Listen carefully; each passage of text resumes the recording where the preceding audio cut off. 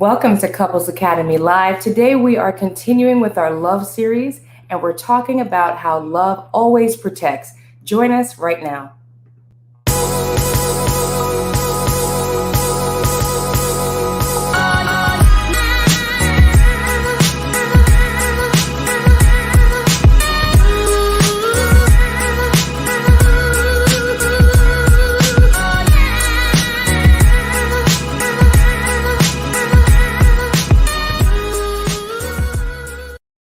Good morning. Good morning. It is Monday morning. What a awesome day to start the week. I guess you would have to start it because it's Monday. There's only one day to start it on. We're on vacation, folks. We're on vacation. Actually, that's not true. Pastors start maybe on Sunday. This is true. Well, we're here in the mountains of Tennessee. That's why you have the log cabin look and feel behind us and enjoying some time with the family. But listen, we're coming to you. We're on a love series. This is the home stretch, guys. This is the last week. We've been talking about God's love, not human love, not what we do in relationships in terms of erotic, sensual, sexual love, but God's love. And when you have God as a foundation, a crux, a core in your relationship, and you bring his love into the relationship, it sustains it. It allows you to get through challenging times. It allows you to overcome situations in your life. And so today we're talking about how love always protects. We know it always protects because God always protects us. So the way God shows up for us is the way that we should show up for one another. You know, to me, it makes me think about how that we have the peace that surpasseth all understanding. And how does that peace come about? You know, you think about when you get your home security system, you put that security system in place, and they even will tell you that you can have peace, you can rest your head at night knowing that you are safe, that you are secure, your home is protected and guarded, your children, your dog, your things, everything that you've gathered over the years is protected. And love protects. So when we think about that and we put it within the confines of our marriage, we should feel a sense of security and protection in our marriage. That's one thing that we value. Mm-hmm. We need that safety. I need to know that I'm safe when I lay my head at night. I know that my husband has my back, or my wife is for me and has my back. I need to understand that there is a certain sanctity to the foundation of our marriage that is being protected at all times. That's right. And, you know, I want to talk to the men for a second. Now, if you notice my shirt here, it says warrior, right? Because as men, as husbands in the marriage, we should be warriors. And warriors are given strength in order to protect. So when we're talking about protection, we're not just talking about physically protecting, though we should do that. We should keep our spouses out of harm's way, but we also want to protect their hearts. We want to protect their minds. We want to protect their vulnerabilities. We want to protect their weaknesses. We want to protect the essence of who they are so that they feel, well, what's the word I'm thinking about? Every single woman on the planet Earth. We've been counseling people a long time. I'm married to a woman. I'm the son of a woman. I have 4 girls who will be women. Every single woman has used this word because this is high up on their list of priorities. They want to feel, what's the word? Safe. They want to feel safe. They're looking for security. Now, when women say that, what do they mean by that? Well, you laid it out. When we talk about I want to feel safe, and you said safe, secure their heart, safety with their heart. I want to know that the things that I share with you, that you got me, that it is in a vault. Right? So when I share things with you, you have vaulted it and it's just between you and I. You're never going to bring it up and use it against me, throw it in my face, because when you do that, now I feel insecure. Now I can't have vulnerability with you. And then we all have shortcomings. I don't need you to expose my shortcomings for your gain. So now I've told you things, you know things about me. We've been married a long time. And if we get into a fight or a spat or something like that, now I can count on you to expose me. That all those things are going to make me feel insecure. And then there's security, financial security. You know, there's countless women that feel that if they don't do it, it's not going to get done. Like they don't have the support. They don't have financial equality in the home. So that is a major part of it, where I feel like as much as I'm ready to hustle and bring to the table, you're willing to hustle and bring to the table.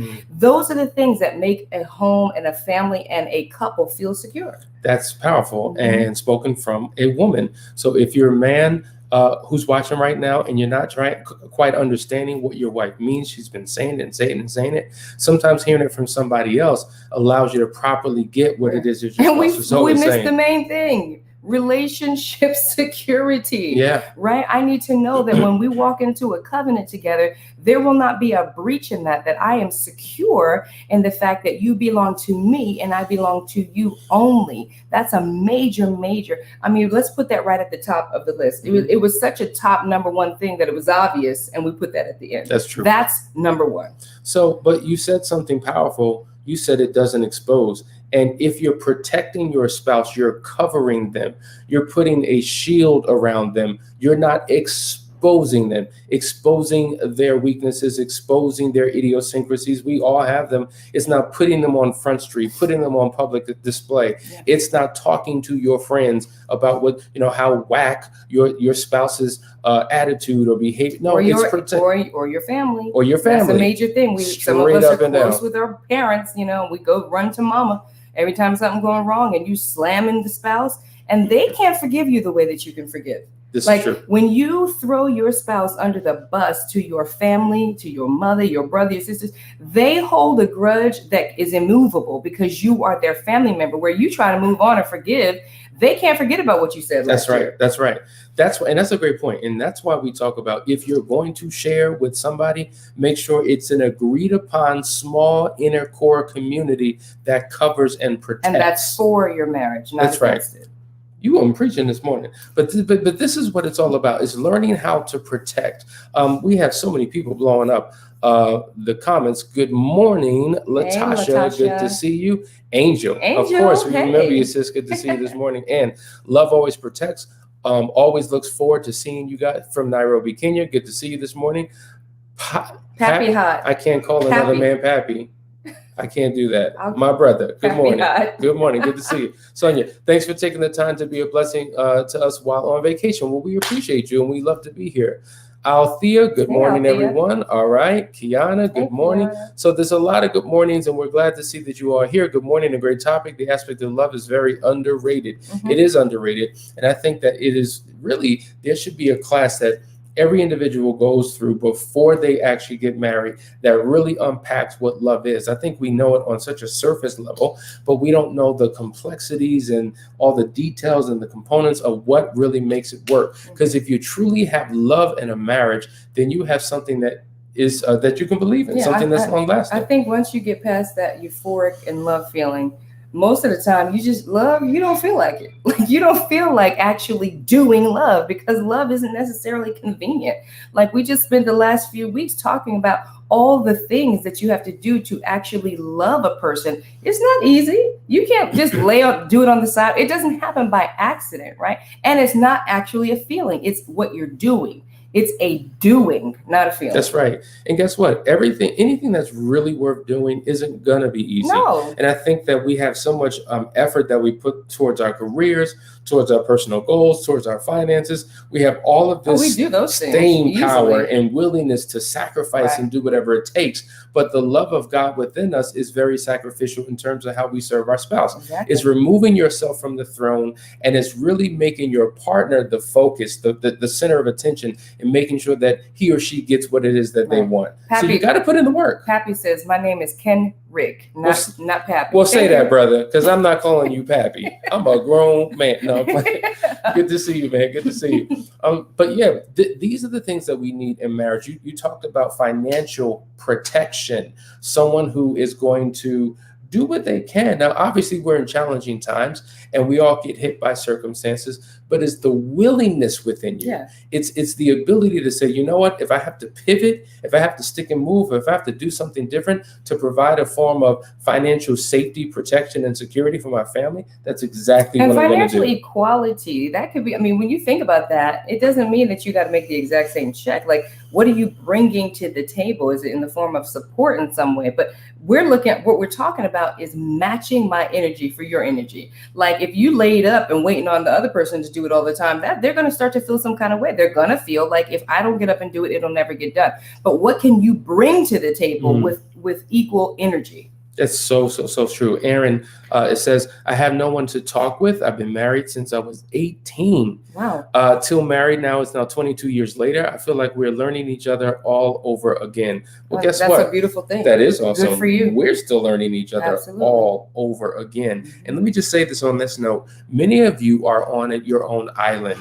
You have no community. There's no movement. There's no organization that you're a part of where you can glean from other couples. And we highly recommend that you find someone, because we say this all the time, just as it takes a village to raise a child, it takes a community to keep a marriage intact. So find other people who want what you want, or who have what you want, and build a relationship with them and glean from them. Yeah. These are things that we're talking about in terms of protection. Protection, think about this. And you mentioned it earlier when you first started about placing security, like having an alarm system or having things in place that protects your spouse and protects your marriage from outsiders. Now, one form of protection, now think about this. A nation is divided because of one of two reasons. A nation falls, because of one of two things. Either there's an outside enemy that invades and gets within that marriage and destroys it, or it's destroyed from within.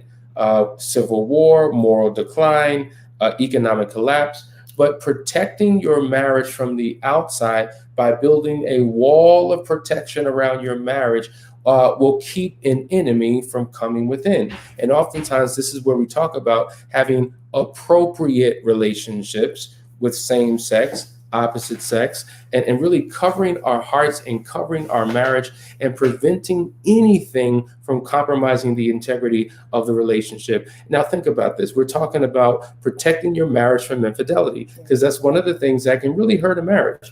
And your responsibility is to love your partner, not bring further hurt and pain to your partner. And you do that by having this monogamous, closed marriage, mentality that once you say I do, it's just me and you, baby, for the rest of our lives. And all of my emotional, sexual, social, everything, energy is directed towards you. That's a form of protection. And when we have that, it creates security in the relationship. Yeah, one of our clients in their business, they talk about how they have to insulate themselves to protect themselves in their business to make sure that their business continues to thrive. And I thought about that, and I'm like, that's exactly what we need to do. We need to insulate our marriage. If your marriage had four corners and there was pillars on those corners, there should be four people of accountability or practices or something that you put in place to secure and insulate your marriage from the outsiders, because outsiders isn't always a threat of infidelity. That's where it goes. Right. But outsider could be something like we're watching porno every night and unchecked. This right? is true. So that's a breach in the contract. Now you open it up for other opportunities. But finding ways to insulate your marriage that protects you from the things that will eventually lead to a breach of security. That's the thing to think about. 4 pillars of security. You talk about installation. It makes me think of winterizing your home. Like when you know that the season is going to change and you want to keep the drafts from coming in. That's it. You got to put the plastic and you got to do all these things. You got to insulate your home. Yes. And insulating your marriage is critically important. Protect it. We talk about all the time having a marriage mentor, somebody that's for your marriage. Sometimes we have these friends and they mean well even. Trying to give you terrible advice on what you should do. And what do they know? Like, who are you listening to? Look at the friend, right? And they're trying to give you marriage advice, right? You need to find people that you can actually count on that have what you want so that you can talk to them and see, where am I going in this? Am I going anywhere at all? Very true. We have one question from Cassandra. What do you do when the covenant is broken and the husband can't get past anger towards the wife? Well, covenants are broken, unfortunately, more often than they should be. And when the covenant is broken, we encourage you to seek restoration. God wants to redeem. He wants to restore. He wants to take that broken story and fix it, right? And so one of the ways that you do that is by getting help. Go to a counselor, get someone who can assist you in the recovery process. And regarding the anger, I'm not sure which side of the equation your husband's on, if he's the betrayed spouse and he's in his anger, or if he was the unfaithful spouse and he's angry. Because a lot of times when a person's having an affair, there's anger that they exhibit in the relationship because emotionally they're connected somewhere else. This is why we encourage individual counseling as well as couples counseling. And when we're doing intensives, for instance, there's three things that we focus on: the marital recovery, creating the proper foundation for a long-lasting, sustainable relationship; the individual recovery process, because the fact is both of you are hurting, but in two completely different ways. And so you need your own work to get yourself together. And then the affair recovery process. And that's when we really take you through these steps to allow you to find the healing and the clarity and the closure that you need. So that's what we would recommend you to do. And so all you need to do is call couplesacademy.org, set up a discovery call so that we can see how we can help you. Another great question from Elisa. It says, how do you trust your spouse on social media if they've used it for infidelity and they still use it now? Well, the fact is you can't trust them. I was going to say, what? Jump right in, Danielle. You don't trust them on social media. And that's a boundary that has to get set. They no longer get to be on social media. And that's the deal, y'all. People think that you could just do whatever you want in life and everything's supposed to go back to normal. There are repercussions to your actions. And so if social media, oh my God, I got to lose social media. You know how many people don't live on social media and they're just fine? Yep. When you have used social media for infidelity, it's part of your recovery. Social media is something that has to be given up. If not forever, definitely for a long period of time. That's right. Until trust is rebuilt. And we actually did a comprehensive teaching on social media etiquette for couples. So if you're interested in that, please reach out to us. We'll make that available to you. It should be in our store, but if not, we can get that to you. Social media etiquette for couples. And it talks about if you are going to be on social media, what are the rules and the guidelines to make sure that both of you are operating in integrity, and you make it clear that you two are in a relationship with each other. There's multiple steps of how to go from online to offline and what that looks like. Mm-hmm. Another question. Can you read that? I was with my partner for 25 years. I was unfaithful. I want to show her I'm sorry. I am, but she won't listen to me. And I would like to turn back time to the way things were in the beginning. How can I do that? I pray every day that God will show me the way forward. Yeah. Well, what I would say is, I wish we all could turn back time. Unfortunately, you can't do that. See, the reality is the past no longer exists. The future doesn't even exist, because once you step into tomorrow, it becomes what? Today. Mm-hmm. So all you have is right now. And so what you need to do is focus on how you're showing up now, because the secret of your future is hidden in your daily routine. So what are you doing today? How are you loving her today? How are you working on the betterment of yourself today? How are you contributing to the relationship today? What decisions can you make today that will set you up for tomorrow? We don't want to sound redundant, but this is the work we do. We provide counseling. There are coaching programs. There are books. There are videos. There are classes. There are so many things that you can do to gain an education to figure out the next steps in your recovery process. So that's what we would recommend for you. And guess what? If you put in the work, you can literally turn everything around. Mm-hmm. And so listen, guys, I hope that, what? 2 minutes. 2 minutes. 2 minutes. That's right. We got to get out of here. But listen, we're in love always protects. There's a few more characteristics about love that we're excited to talk to you about. But we want to let you know that we're going to be here for the rest of this week as we prepare for another great series that we're really, really excited about. We're not going to tell you about it, but we want you to stay tuned because we think that you're going to like it. But in the meantime, we want to share with you some upcoming events and some things that we have going on that we want you to look at. Take a look.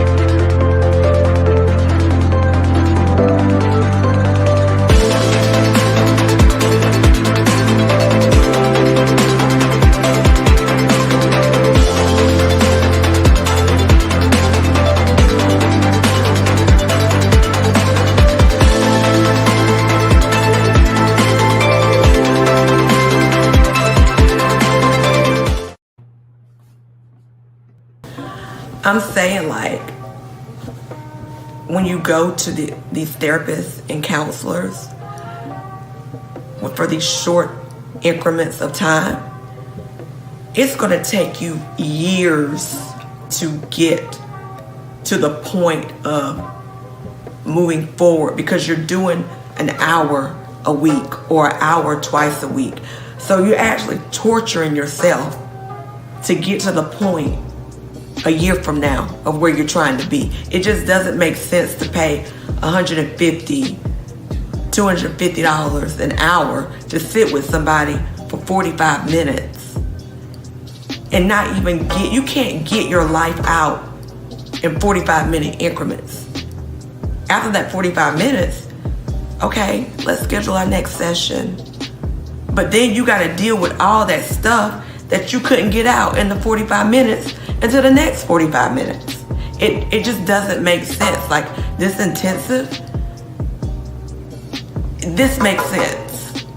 Like it just, you get everything out because it is intense. It's not for the faint of hearts. You're going 12, 14 hours a day. Or longer, because Hassani is willing to go as long as it needs to be. Whereas you going to a therapist for 45 minutes for once a week, it doesn't make sense. You're not going to accomplish what you want to get accomplished as fast as it needs to be accomplished, because you're going to torture yourself. You're going to go through torture trying to get to something in a year that you can get through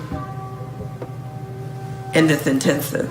Like it is what it is. I've had a new reckoning of the money that we wasted going to these 45 increments and nothing changed.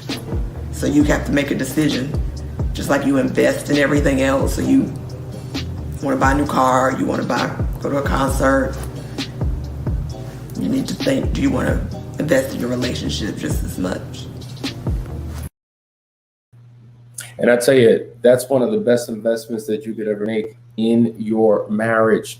And as she said, people invest in cars, people invest in colleges, people invest in homes. But the one thing that we don't take the time to invest in is our marriage. And that produces crazy results and dividends if we truly put our heart and our finances in the very thing that we say that we want. Yeah, I think some folks want to tiptoe into the process when they need that support. They want to try it out. So let's do these sessions hourly when they actually could jump right into the 3-day intensive, knock all these issues out in 3 days and be done with it. So, it is different strokes for different folks. Some people don't have the means to do so, but I think it's a powerful testimony to those who have the ability to do so and actually who need it. Couples who are in crisis really don't have the time to go hour to hour, week by week. There's just too many eruptions that happen in the middle.